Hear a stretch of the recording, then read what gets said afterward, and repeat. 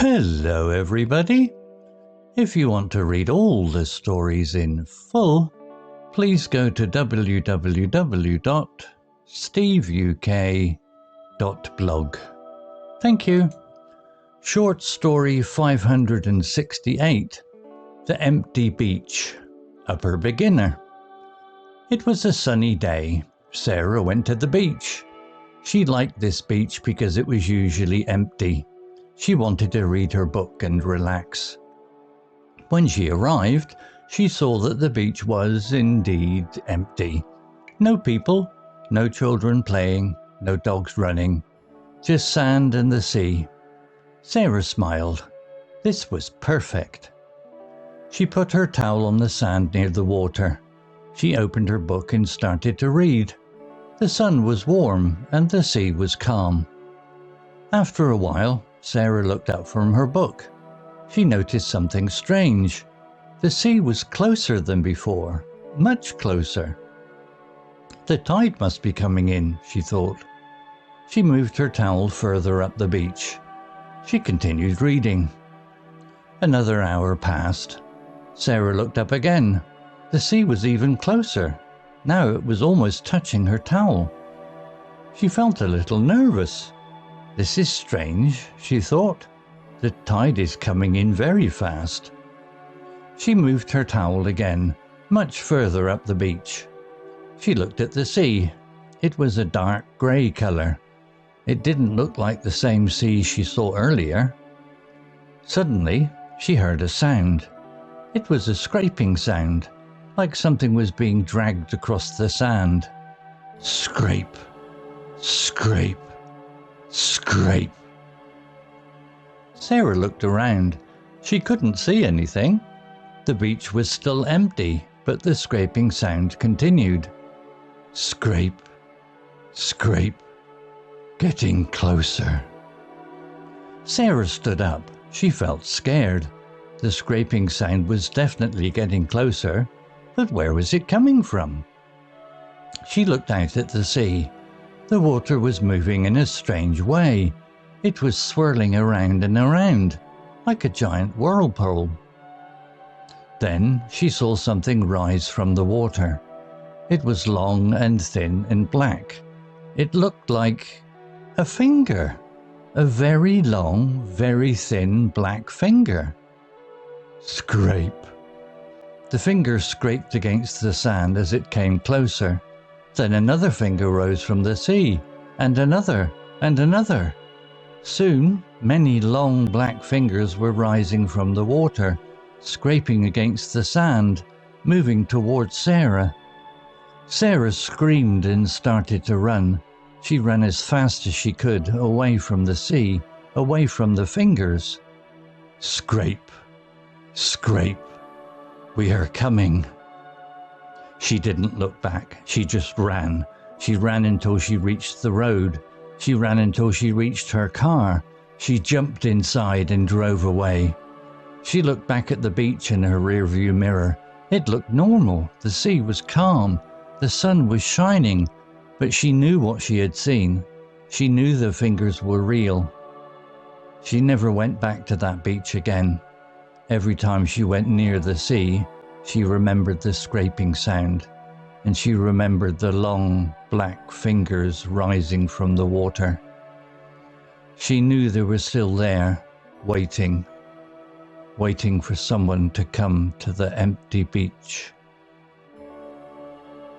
Vocabulary notes. Empty, meaning containing nothing, with no people or things inside. Example, she liked this beach because it was usually empty. Explanation. In this case, empty means there are no people on the beach. Similar words. Vacant, deserted, unoccupied, clear. Example, the classroom was empty after the lesson.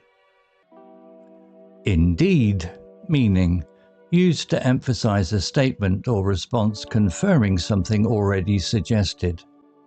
Example, when she arrived, she saw that the beach was indeed empty. Explanation.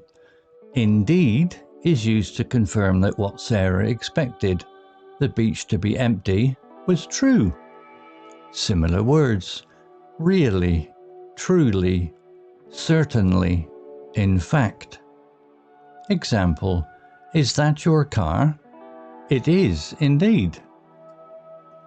Calm, meaning peaceful, quiet, and without worry. Also used for weather without strong wind or rain. Example: the sun was warm and the sea was calm. Explanation: calm describes the sea as being still and peaceful. Similar words: peaceful, tranquil, serene, quiet. Example: she felt calm after her yoga class. Tide, meaning the rise and fall of the sea levels, usually twice a day. Example: the tide must be coming in, she thought.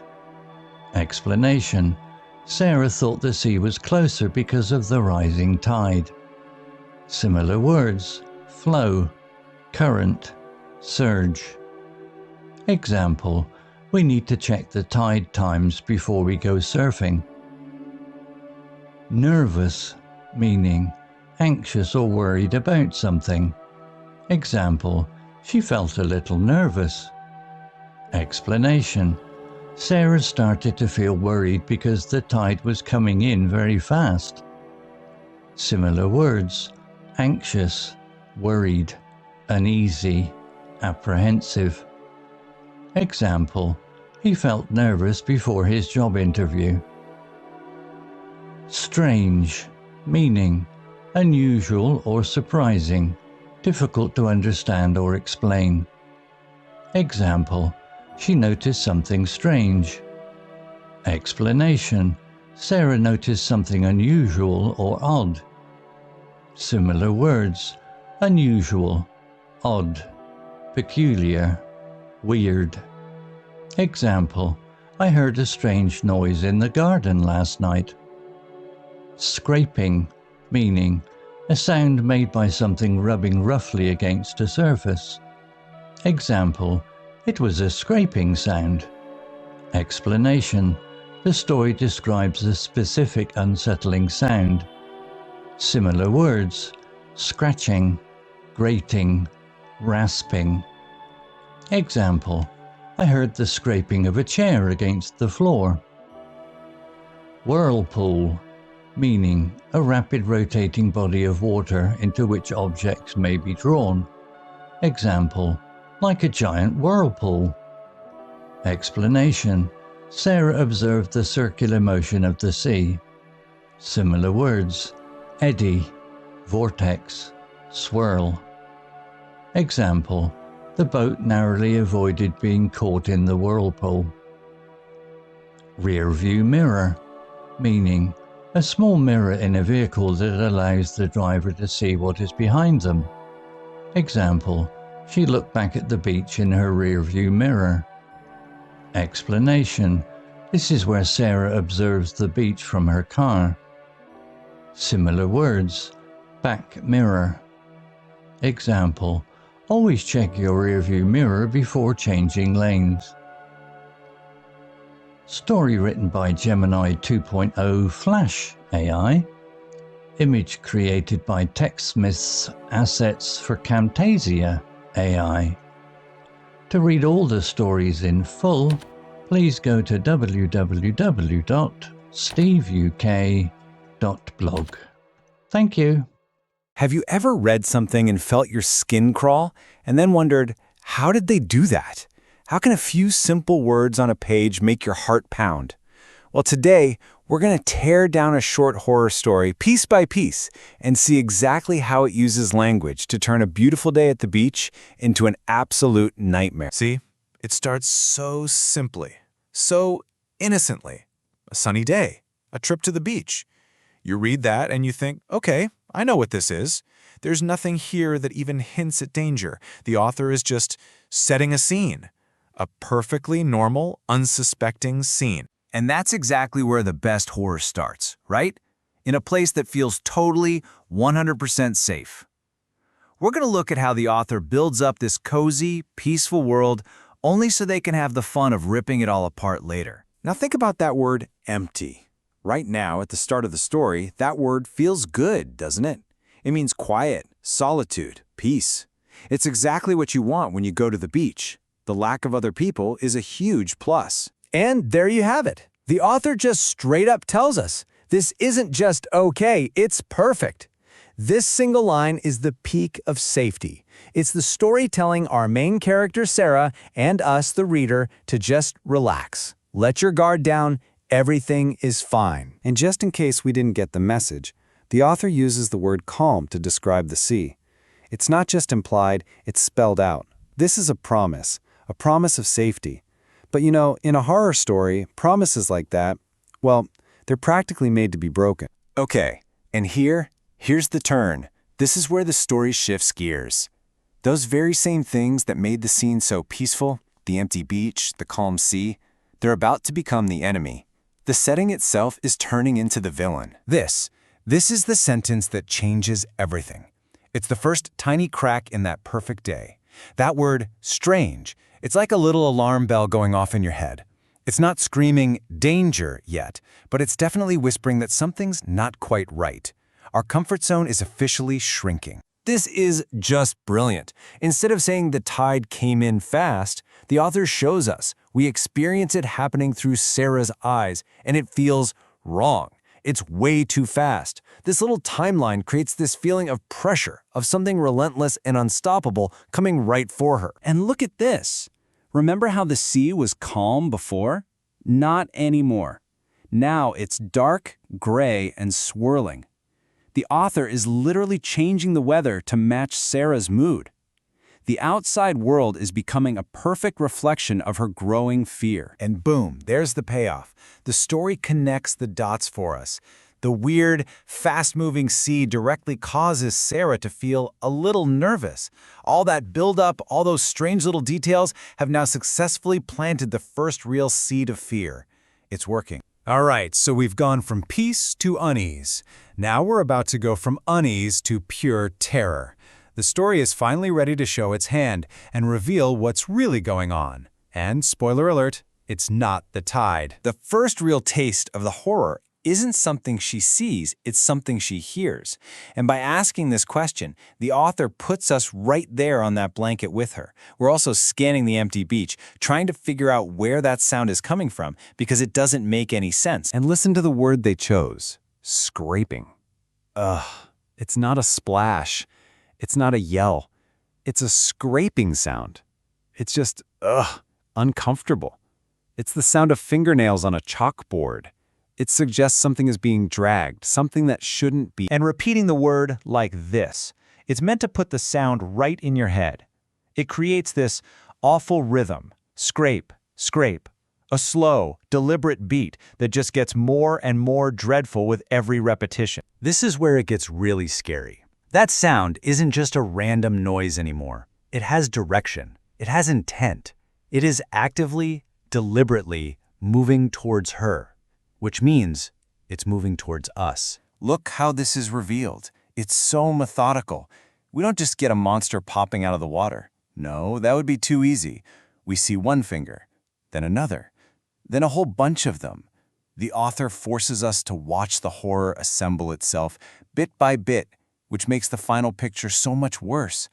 It's just chilling. And there it is, the absolute peak of the terror. That scraping sound now has a voice. The thing that was just a noise is now a thinking, talking we. It's not just one monster, it's an army. And it's not just getting closer, it's announcing that it's coming for you. So, Sarah gets out of there. But the real magic of the story isn't just what happened, it's how it was built. So let's pull back the curtain and look at the actual tools the author used to take us on that ride from total peace to absolute terror. When you lay it out like this, you can really see the machinery at work. Every single one of these words is a gear in the machine. Calm sets the trap. Strange springs it. Nervous tells us we're caught. And scraping, well, that introduces a horror we can hear before we even see it. It's just so precise. And then, right at the end, the author hits us with this final, nasty little psychological twist. She looks back and the beach is fine. It's perfect again. This makes you and her question everything. Was it real? Did I imagine it? And that doubt can be even scarier than what you thought you saw. But the author doesn't let us escape into that doubt. The story slams the door shut with this final line. It confirms our worst fears. It wasn't a dream. It was real.